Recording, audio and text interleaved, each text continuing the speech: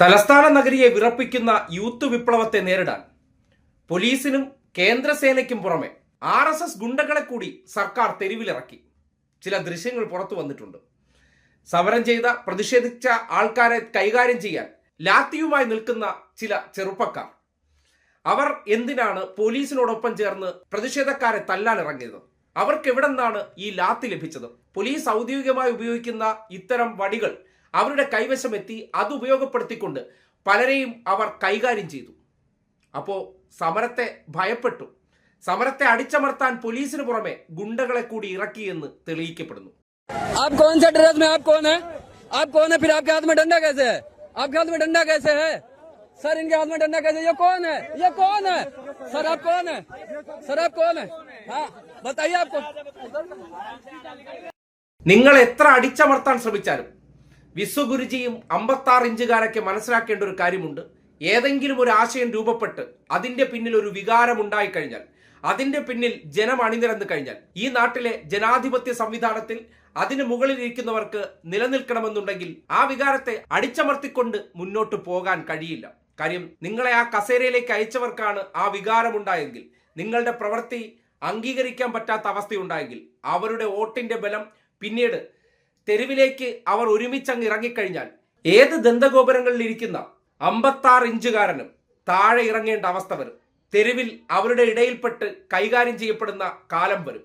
അതുകൊണ്ട് ഉന്നയിക്കുന്ന വിഷയത്തിന്റെ യാഥാർത്ഥ്യം മനസ്സിലാക്കിക്കൊണ്ട് ഭരിക്കുന്നത് രാജാവാണ്, ചക്രവർത്തിയാണ് എന്ന മനോഭാവത്തിൽ എതിർ ശബ്ദങ്ങൾക്ക് ചെവി കൊടുക്കാതെ, പ്രതിഷേധങ്ങളെ പരിഗണിക്കാതെ, അതൊക്കെ അവിടെ എരിഞ്ഞടങ്ങട്ടെ എന്ന മനോഭാവത്തിൽ മുന്നോട്ടേക്ക് പോകുമ്പോൾ എല്ലാ കാലവും അത്തരം പ്രതികരണങ്ങളോട് ജനം സമരസപ്പെടുമെന്ന് കരുതരുത്. അതുകൊണ്ടാണ് ഇപ്പോൾ ഡൽഹിയിൽ കാണുന്ന ഈ പ്രതിഷേധം ആളിക്കത്തുന്നത്.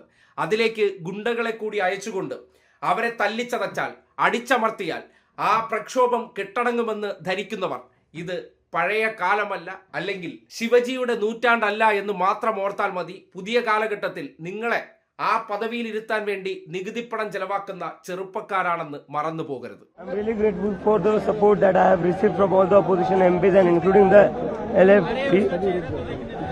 And what happened yesterday was a black spot on India. What happened? That I cannot say that India is a democratic country. I cannot say it. I came back to India from America believing that we are a democracy. But what happened yesterday was really cruel and evil. How can the Home Minister of this country unleash such terror on students? The male police officer, they tear the clothes of girls. It was done by the male police officer.